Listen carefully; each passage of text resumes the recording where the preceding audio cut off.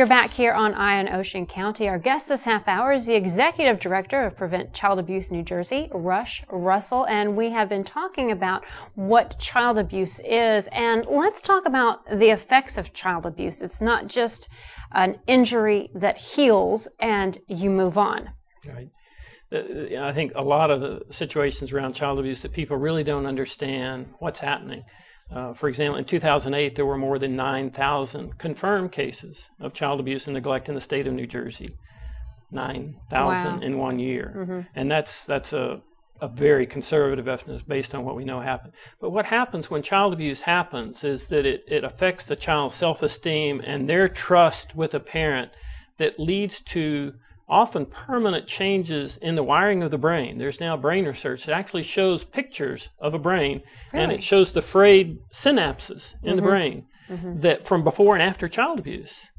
And that so the child's cognitive ability, their emotional development, social development is affected by that event in a way that is physiological in its nature. And permanent. And often permanent, and can lead to children who are abused are far more likely, 2 to 4 times more likely to get involved in drugs and alcohol, and juvenile justice issues, criminal justice issues as they move on, experience depression, do far worse in school, drop out, and fail to get jobs, so it's a lifelong. There's new studies that show they're far more likely to die early from chronic health issues, diabetes and kidney issues, and just health issues probably related to stress. And living a lifetime of the types of situations that they're facing.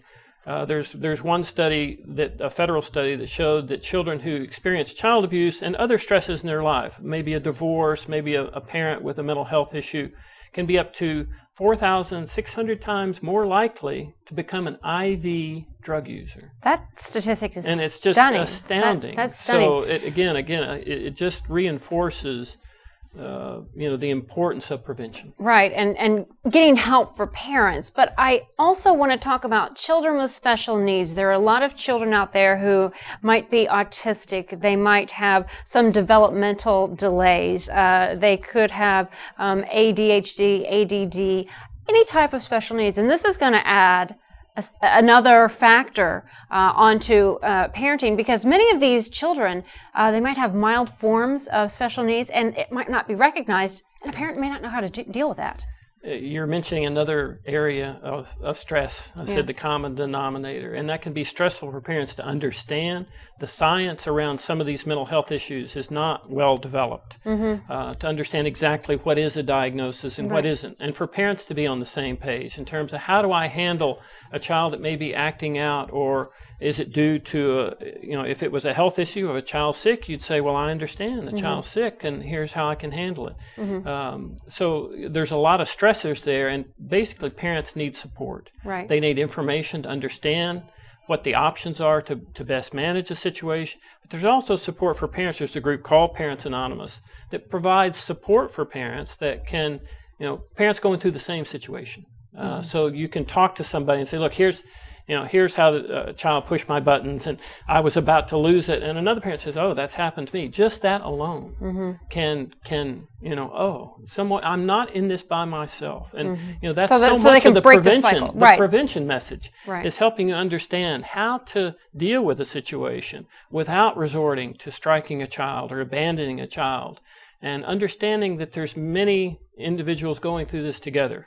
Yeah, it seems like these days there are so many factors that my parents didn't have to deal with when I was growing up. Of course, they probably said the same thing about when they were children. So each generation has its own challenges and its own issues that they bring to the table. But there's a lot of, violence on TV. More and more families, two-income families, both parents are working, so the child doesn't have that interaction. So, in today's day and age, it's harder to be a parent.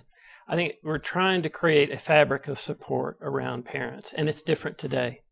It's different than it was 30 years ago. It's different than it was, and I'm sure it'll be different in the future for our children. Right. But certainly in this day of technology, computer games, video games, TV, two parents working, it's a more active, busier, hectic lifestyle, and that can lead to stress.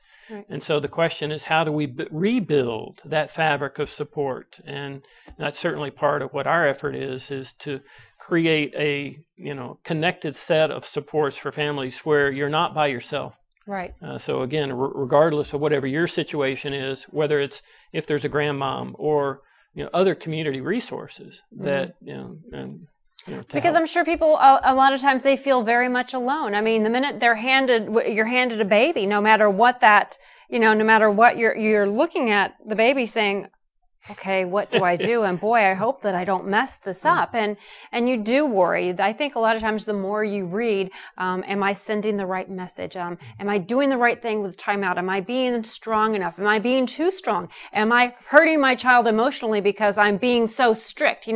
Where is the line between being strict and being abusive? And at PCA-NJ.org, you can get those questions answered. Absolutely. And again, one of the most effective programs that we know to help prevent child abuse is called home visiting, where somebody comes into the home on a voluntary basis to answer a lot of those questions, but they're able to observe the relationship. They're there in the home, and it's a huge advantage. So you're not relying on a book that tells you here's how to handle or the internet or any other resource. It's observing and seeing what the emotional reactions are and what information is being shared and how do I handle that situation. So home visiting programs are an effective way of preventing child abuse, but also of helping families get off to that positive start. All right. Well, we're going to continue this conversation on the other side and talk about more resources that are available out there. Russell is our guest this half hour, the Executive Director of Prevent Child Abuse New Jersey, and you're watching Eye on Ocean County.